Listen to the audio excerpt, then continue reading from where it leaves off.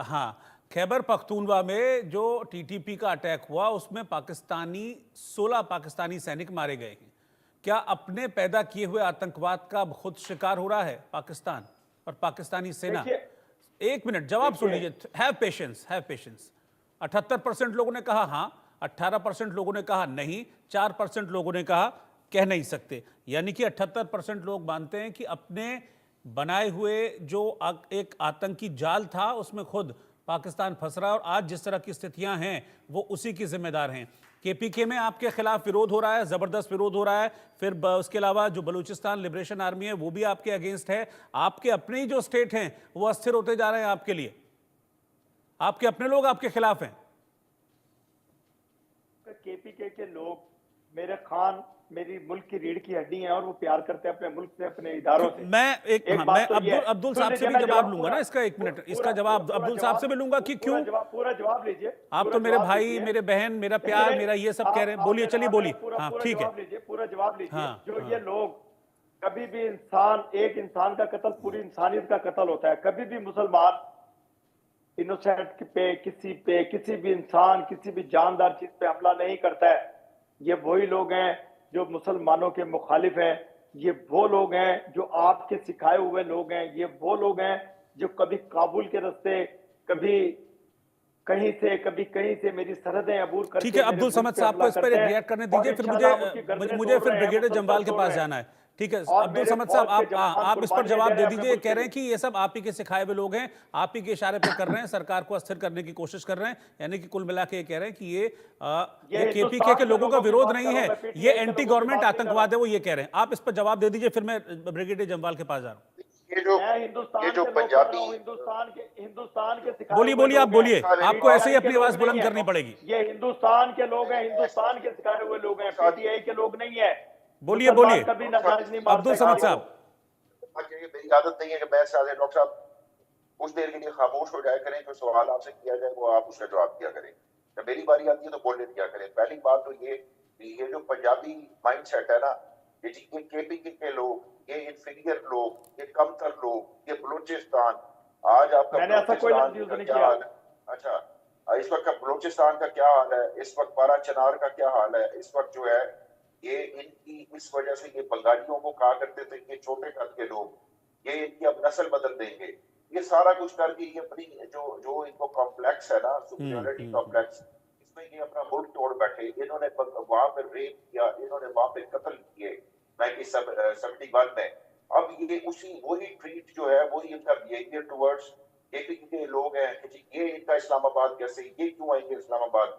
इन्होंने उनको ethnic based उनको अरेस्ट किया, उनको इनको तकलीफ किया है कि जी ये जो पंजाबी माफिया या पंजाबी माइंडसेट है, ये इस तरीके से स्टेट जो होती हैं वो ना चल सकती है, ना वो वायबल होती है, ना इस तरह से ये आगे वो इनको जो कहते हैं ना कि ये बार बार रियासत को खतरा, ये पंजाबियों का खतरा हो, इनको पंजाबियों का खतरा है, रियासत का ऐसा नहीं है, खतरा नहीं। ऐसा नहीं है। हम सब पाकिस्तान है, बलोची नहीं है। कोई बलोची, कोई सिंधी, कोई पख्तून, कोई पंजाबी नहीं, हम सब पाकिस्तान है। क्यों जुल्म होते हैं वहां के लोगों के साथ? हम सब लोग क्यों जुल्म होते हैं वहां के लोगों के साथ? क्यों वहां के लोग आपके खिलाफ हैं? देखिए खुदारा पाकिस्तान के लिए बात किया करें अब्दुल समद। क्यों वहां के लोग आपके खिलाफ हैं? इसका जवाब दीजिए ना। पठान की बात मत करें, आप करें पाकिस्तान। हम सब पाकिस्तान है। सबसे पहले पाकिस्तान जिंदाबाद। अब्दुल समद याकूब, आप लड़वाने की बात मत करें। सिंधी बलोची पंजाबी पठान, आप ये तफरीक मत डालिए। नहीं तो आपकी सेना का जो जुल्म है, आपकी सेना की जो बंदूकें हैं वो बलूचिस्तान और खैबर पख्तूनवा की तरफ क्यों बरसती हैं? फिर वो गलत वो कह रहे हैं तो क्या गलत कह रहे हैं? कभी भी नहीं बरसती है। बलोची भी प्यार करते हैं पाकिस्तान से, सिंधी भी, पठान भी, पंजाबी भी, हम सब पाकिस्तान। वो तो उनके आंदोलन अब से नहीं, 85 सालों से, पता नहीं कितने सालों से बता रहे हैं, उनके जो प्रोटेस्ट होते हैं आपकी सरकार के खिलाफ। ठीक है, मैं सर्वे का अगला सवाल लेता हूं। इस सवाल के जवाब मैं ब्रिगेडियर जम्वाल से लूंगा। सर्वे का अगला सवाल हम रखते हैं। सर्वे का अगला सवाल था कि क्या खैबर पख्तूनवा और बलूचिस्तान के आंदोलन शहबाज सरकार को कमजोर कर रहे हैं? 67% लोगों ने कहा कि हाँ, शहबाज सरकार को यहाँ के आंदोलन कमजोर कर रहे हैं। 23% लोगों ने ना में जवाब दिया और 10% लोगों ने कहा कि हम इस पर कह नहीं सकते। मैं सीधा ब्रिगेडियर जम्वाल में आपके पास आ रहा हूँ, क्योंकि खैबर पख्तूनवा और बलूचिस्तान का जो एरिया है वो हम लगातार देख रहे हैं कि अस्थिर बना हुआ है और वो सबसे ज़्यादा मुश्किलें पाकिस्तान सरकार के लिए, शहबाज सरकार के लिए खड़ा करता है। वहां पर लगातार जो स्थिति है वो बड़ी विस्फोटक बनी रहती है। आज भी हमने देखा संघर्ष हुआ और कल और आज 2 दिन में मिला के 25 पाकिस्तानी सेना के जवान वहां पर मार दिए उन्होंने। ये कहते हैं सब ठीक है। मैंने अपने ओपनिंग रिमार्क्स में भी जो 3 चीजें बोली थी उसमें लास्ट में था सिक्योरिटी थ्रेट, और मैंने अपना बलूच लिबरेशन आर्मी और टीटीपी दोनों का जिक्र किया था। उसके सिवाय भी बहुत हैं, बट जो 2 मेन हैं, एंड इनफैक्ट इनसे तो क्या जिसको हम बोलते हैं अननोन गनमैन, जो कहीं भी आके किसी को भी ठोक के चले जाते हैं। एक्चुअली हुआ क्या है कि पाकिस्तान इस वक्त एक इंटरनेशनल जिहादी डंप बन चुका है।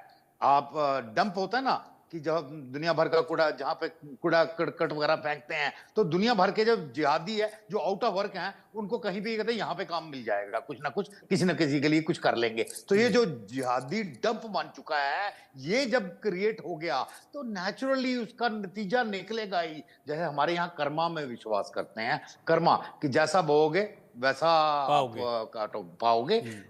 यही हुआ है पाकिस्तान के साथ।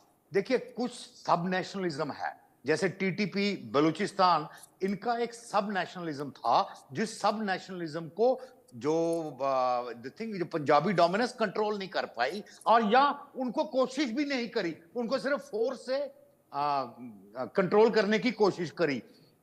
वो जब उभर के आया और उसके साथ जब ये जुड़ गया कि इंटरनेशनल जो जिहादी डंप की मैं बात कर रहा हूं, तो ये नतीजा आना ही था। आई मीन, आप देखो हर तीसरे दिन 20-25, मतलब जैसे कि जान की कीमत ही नहीं है। एंड एक स्टेज वो देश का आता है जहां पे चलो ठीक है, आपका पॉलिटिकल फेलियर हो गया, आपका इकोनॉमिक फेलियर हो गया, आपका सिक्योरिटी फेलियर हो चुका है। मतलब how can country even exist? Political आपका नहीं, इकोनॉमिक आपका नहीं, एक बचा था सिक्योरिटी। तो देयर इज अ रीजन, एक रीजन है कि अगर पाकिस्तान की जनता आज पाकिस्तान आर्मी को भी ट्रस्ट नहीं कर रही, बिकॉज वो देख रहे हैं जो हमारी रक्षा भी नहीं कर सकते, जो हमको बचा भी नहीं सकते, रोज अपने 25-30 लोग खो जाते हैं हर दूसरे तीसरे दिन। तो ऐसी आर्मी किस काम की? क्या खाली खेती बाड़ी और मॉल चलाने के लिए हमने फौज पाली हुई है? तो ये सारे सवाल लोगों के दिमाग में आ रहे हैं, और सही आ रहे हैं, सही आ रहे हैं। मतलब इसमें गलत नहीं है कोई कि भी इफ दुनिया कहती है कि Pakistani army has a nation, other Nations have a army, तो इसमें कोई गलत भी नहीं कहते हैं। So end of the day ये बिल्कुल सही है आपके सवाल में जो जवाब आए हैं कि भी as a tremendous security threat जो फोर्स कर रहा है इस वक्त शहबाज शरीफ को बातचीत पे कि कम से कम एक थ्रेट तो कम हो, बिकॉज मल्टीट्यूड ऑफ थ्रेट्स के अंदर सरवाइव करना बड़ा मुश्किल है। बिकॉज इसी थ्रेट का लेके आपके अदर एस्पेक्ट्स में फर्क पड़ता है। जब आपके पास सिक्योरिटी नहीं है तो आप रोते रहोगे वो कि भैया हमको चैंपियन ट्रॉफी भी करनी है, हमको ये भी करना है। अरे भैया हम करते नहीं आता, भाई तुम तो अपने लोग नहीं बचा सकते, और कोई सुनता भी नहीं है इनकी। ठीक है, और सुनेगा भी क्यों? ठीक है, मैं वो सामने दिख रहा है। ठीक है, डॉक्टर कौशिक के पास चलो। डॉक्टर कौशिक, मेरा सवाल आपसे भी यही केपी के और बलूचिस्तान को लेकर है कि यहाँ पर क्यों इतना विरोध है शहबाज सरकार का, इतना कि टकराव बहुत जबरदस्त है, और बल्कि सेना और वहाँ की जो लोकल आर्मीज हैं वो इतना टकराती हैं आपस में, रोज किसी ना किसी के मारे जाने की खबर आती है सामने। वहां की राजनीति में इन्वॉल्व हो तो निश्चित रूप से वो सुरक्षा की दृष्टि से तो कमजोर होगी। जब राजनीतिक निर्णय जो होने हैं तो उसमें आप सहभागिता निभाएंगे या उसमें इंटरेस्ट आप लेंगे तो बॉर्डर को कहां से कर पाएंगे। और हर राजनीतिक निर्णय आपको देखो, जैसे आपकी डिबेट में भी देखिए, उन्होंने प्रवक्ता ने, सत्ता पक्ष के प्रवक्ता ने आरोप लगा दिया कि इमरान की पार्टी भारत के सारे पर काम कर रही है, जो भारत चाह रहा है वो हो रहा है। तो निश्चित तौर से जो अंदर की परिस्थितियां हैं उन पर आप ईमानदारी से समीक्षा नहीं कर पा रहे हैं। तालिबान बॉर्डर या बलूच की बात कीजिए या अन्य तमाम जो अशांति क्षेत्र है, आप उनकी समीक्षा नहीं करेंगे। आपको समीक्षा करनी है कि ये सब कुछ भारत के सारे पर काम हो रहा है। आज दूसरे देशों के सारे पर आपकी सरकारें गिर जाती है, दूसरे देश इन्वॉल्व होते हैं, दूसरे देशों के सारे पर आपके सेनाध्यक्ष काम करते हैं। तो आप कर क्या रहे हैं पाकिस्तान में, हो क्या रहा है पाकिस्तान में, इसका जवाब कौन होगा? कि निश्चित तौर से मुझे लगता है कि आपको ईमानदारी से पार्टी पॉलिटिक्स से ऊपर उठ के और ईमानदारी से आपको देश की राजनीति की समीक्षा करनी पड़ेगी, क्योंकि जो परिस्थितियां पाकिस्तान की हो गई हैं इस समय, यदि यही सब कुछ चलता रहा तो आगे जाके बहुत विकराल स्थिति पाकिस्तान की हो जाएगी। आप देखिए बांग्लादेश में जो कुछ हो रहा है, बड़ा इंटरेस्ट आप उसमें ले रहे हैं, बड़ा तैयारी के साथ आप उसमें इन्वॉल्व हो रहे हैं, अपना देश आप में संभल नहीं रहा है और अब बांग्लादेश में आप हस्तक्षेप करने के लिए तैयार घूम रहे हैं। आपने तालिबान के साथ देखा, तालिबान के साथ क्या स्थिति हुई। बलूच में आप देखिए कि निश्चित तौर से चाइना के जो लोग इन्वॉल्व है, बार बार बलूच और चाइना की बड़ी कंपनियों के साथ क्या क्या रहा, आप उसको समस्या का समाधान। तो बहुत सारी ऐसी समस्याएं, मुझे लगता है कि जब तक पाकिस्तान की आर्मी राजनीति से दूर नहीं हटेगी, राजनीतिक डिसीजनों से दूर नहीं रहेगी, तब तक मुझे नहीं लगता कि वास्तव में लोकतांत्रिक मूल्यों की स्थापना पाकिस्तान में हो सकती है। ठीक है, मेरा आखिरी सवाल था इस सर्वे का कि क्या इमरान खान पाकिस्तान की सत्ता में वापसी कर पाएंगे। इसका रिजल्ट आया है 37% लोगों ने कहा हाँ, 58% लोगों ने ना में जवाब दिया और 5% लोगों ने इस पर अपनी कोई भी राय जाहिर नहीं की। मैं सबसे इस पर एक छोटा रिएक्शन लेता हूं। ब्रिगेडियर जम्वाल से मैं शुरुआत कर रहा हूं। ब्रिगेडियर जम्वाल, आप बताइए क्या लगता है, लोगों का रिएक्शन तो यह है कि मुश्किल होगा इमरान खान के लिए पाकिस्तान की सत्ता में अभी वापसी करना। आप क्या कहते हैं परिस्थितियों को देख के? परिस्थितियां तो जैसे चल रही हैं, प्राइम मिनिस्टर तो तब बनेंगे अगर पाकिस्तान रहेगा। अभी जो परिस्थितियां बन रही हैं, मेरे को ज़्यादा टाइम नहीं लगता कि पाकिस्तान रह पाएगा, बिकॉज इनके इंटरनल डायमेंशन इतने ज़्यादा हो गए हैं, सारे एस्पेक्ट, कि ये इसके टुकड़े टुकड़े हो जाएंगे। उसके बाद मतलब जो होगा, बट अब मेरे को ज़्यादा टाइम, मतलब मैं शायद अगले 1-2 साल में देख रहा हूँ कि पाकिस्तान का टुकड़े होने शुरू हो जाएंगे। जो उनकी इंटरनल सिचुएशन है सस्टेनेबल नहीं है, फेल्ड स्टेट है, ऑलरेडी डिक्लेयर्ड फेल्ड स्टेट है। सो सवाल ही नहीं, फर्क ही नहीं पड़ता कि कौन प्राइम मिनिस्टर हो या कौन ना हो। कैसे अब्दुल समद साहब, कैसे ये जो इंटरनल, इसको मैं कहूं अगर एक इंटरनल वॉर जो छिड़ी हुई है पाकिस्तान में, ये कैसे खत्म होगी? क्योंकि जब तक ये खत्म नहीं होगी इंटरनल वॉर, तब तक न आवाम सुरक्षित रहेगी, न देश तरक्की कर पाएगा और बहुत सारे सवाल भी उठेंगे। और आप भी इसको कहते हैं कि हाँ देखिए, जो सेना है वो देश की सत्ता चला रही है, और जहाँ जहाँ सेनाओं ने देश की सत्ता चलाई है वहाँ का क्या हाल हुआ है, ये तो सच और झूठ आप भी अच्छी तरह से जानते हैं। इसमें तो कोई शक नहीं है कि जिस मल्टीपल जो चैलेंजेस का सामना पाकिस्तान को है, वो चाहे सिक्योरिटी से रिलेटेड हो, वो एथनिसिटी के बेस्ड हो, जो टेररिज्म हो, बलूचिस्तान के डिफरेंट हालात हैं, पारा चिनार का राब्ता जो है वो इस वक्त मुल्क से कट चुका हुआ है। और अगर आपने पारा चिनार से पाकिस्तान आना है तो आपको काबुल से होके आना पड़ता है पाकिस्तान, एक पुल को क्रॉस करके। तो इस तरह की सूरत हाल में जो है वो अल्टीमेट, जब तक आप कॉन्स्टिट्यूशन रिस्टोर नहीं करते, जब तक आप एक विल ऑफ द पावर को रेस्पेक्ट नहीं देते, आप फंडामेंटल राइट्स का ख्याल नहीं रखते, आप ह्यूमन राइट्स को। और सर, इसका नुकसान ना आप ही के लोगों को हो रहा है। आप वहाँ समझिए, मतलब इतनी सारी चीज़ें, पेट्रोल, डीजल, खाना पीना, आटा, दाल, चावल, रोटी, ये सारी चीज़ें कितनी महंगी हो गई है रेस्ट ऑफ द वर्ल्ड से अगर आप कंपेयर करेंगे तो बड़ा मुश्किल है। मैं आपके लोगों की बात कर रहा हूँ वहाँ पर। एग्जैक्टली इस वक्त जो सबसे ज्यादा सफर कर रहा है वो तो पाकिस्तान का एक आम आदमी सफर कर रहा है, तो पीपल ऑफ द पाकिस्तान वो सफर कर रहे हैं। और ये इनको समझ नहीं आ रहा कि जिस तरफ ये, मैंने आपसे कहा कि ये एक ऐसी पता नहीं किस उसमें आंखों की जन्नत में रहते हैं कि ये जब 16 दिसंबर तक ये लोग कह रहे थे कि जनाब हम सब कुछ ठीक है, वहां पे ढाका के अंदर सब कुछ सेट है, हम इनकी नस्ल बदल देंगे, और इस 16 की शाम को ये बैठ के जनाब ये साइन कर रहे थे, वहां पे सरेंडर डॉक्यूमेंट साइन कर रहे थे। तो ये जो आपको दिखाएंगे या ये आपसे कहते रहेंगे कि एट द लास्ट मोमेंट तक आपको ये बेवकूफ बनाते रहेंगे कि यहाँ पे सब प्यारे अच्छे हमारे बच्चे और ये वो सब कुछ करते रहेंगे। ये इरशाद साहब, ये दिखता नहीं क्या आपको? अपने लोगों की परेशानी नहीं दिखती है क्या? शहबाज साहब को नहीं दिखती है? आपने क्योंकि आपने पॉलिटिक्स के साथ सेना को भी जोड़ा था, तो मैं कह रहा हूं कि जनरल मुनीर को भी नहीं दिखता क्या है? देखिए, आपके अभी एक अरस्तू बैठे हैं जो अब्दुल समद याकूब से पहले बोल रहे थे, मुझे नाम नहीं याद रहा उनका। वो कह रहे थे वो पाकिस्तान के टुकड़े देख रहे हैं। ये ख्वाब देखते हुए आपको 78 साल 75 साल हो गए।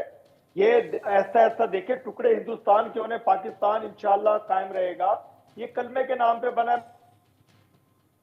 मैं हमेशा कहता हूँ पाकिस्तान मजबूत तरीन मुल्क है दुनिया का, आप इसको तो भूल जाइए। दूसरी बात यह है कि दिक्कत ये है कि आप लोग सच्चाई स्वीकार नहीं करते। बांग्लादेश में मेरी, आप सुनिए पूरी बात का जवाब सुन लीजिए।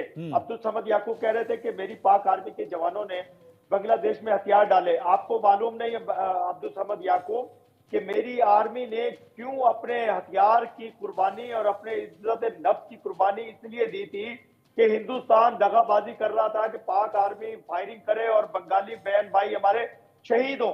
हाँ, ये आपने सही बात कही, बिल्कुल आपने मान लिया कि बांग्लादेश में जो सारी चीजें चल रही है उसके पीछे आप हैं, आपने मान लिया।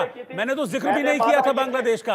आपने मान लिया कि बांग्लादेश में जो हो रहा है वो हिंदुओं के साथ, उसके पीछे आप हैं। जो कुछ हो रहा था हिंदुस्तान अभी तक ये सारी चीजें बैक ऑफ द स्टेज चल रही थी, आपने बांग्लादेश का नाम लेकर स्वीकार कर लिया इसको। बहुत बढ़िया, बहुत बढ़िया। आपने इंडिया न्यूज पर इस बात को मान लिया कि बांग्लादेश में जो अत्याचार हिंदुओं पर हो रहे हैं उसके पीछे आप हैं, उसके पीछे शहबाज हैं, उसके पीछे आपकी सरकार है, उसके पीछे आपकी आईएसआई है, उसके पीछे आपकी सेना है। अब फिर वही सवाल इस बात को अब्दुल समद ने भी माना है कि पाकिस्तान में लोगों के पास खाने के लिए नहीं है, दिक्कत है, लेकिन आपको वो नहीं दिखेगा। आपको बांग्लादेश दिख रहा है, आपको लग रहा है कि मैं दूसरे मुल्क को कैसे स्थिर करूं, लेकिन कामयाब नहीं हो पाएंगे। मैं ये कह रहा हूँ कि सबसे अच्छा खाते हैं, सबसे अच्छा पहनते हैं पाकिस्तानी लोग। पाकिस्तान के लोग 29 बिलियन डॉलर का कर्जा है चीन का आपके ऊपर। मैंने आप लोगों को देखा है कि देखें, अगर आप IMF की लिस्ट में देखें तो हमें देखें हम कितने नंबर पे, हम 110 नंबर पे होंगे। अगर तो 29 बिलियन डॉलर का कर्जा है चीन का आपके ऊपर। क्या बात करते हैं? 29 बिलियन डॉलर का कर्जा है चीन का आपके ऊपर। चीन के साथ हम बिजनेस कर रहे हैं, चीन के साथ हमारी ट्रेडिंग हो रही है, चीन हमारा दोस्त। लेकिन ये इस डिबेट का सबसे अच्छा फाइंड आउट ये रहा, इस डिबेट का सबसे अच्छा फाइंड आउट ये रहा कि पाकिस्तान की सत्तानशी पार्टी यानी कि PMLN, जिसके मुखिया शहबाज शरीफ हैं, उनके नुमाइंदे ने मान लिया, PMLN के लीडर ने मान लिया कि बांग्लादेश के पीछे पाकिस्तान है। ये इस डिबेट की सबसे बड़ी फाइंडिंग आपने स्वीकार किया। इसीलिए कहते हैं कि थोड़ा सा जुबान पे कंट्रोल हो, लेकिन जब बड़बोलापन होता है तो सच्चाई निकल के सामने आ जाती है। लेकिन ठीक है, हमको तो पता ही था कि ये सारी चीजें हैं। आपने आज खुले मंच पर इंडिया न्यूज पर इस बात को स्वीकार कर लिया। मैं ताली बजाता हूं आपके लिए, आपने स्वीकार कर लिया। थैंक यू वेरी मच, सभी का शुक्रिया साथ में जुड़ने के लिए। आंकड़े हमारे फैसला आपका में आज के लिए फिलहाल इतना ही।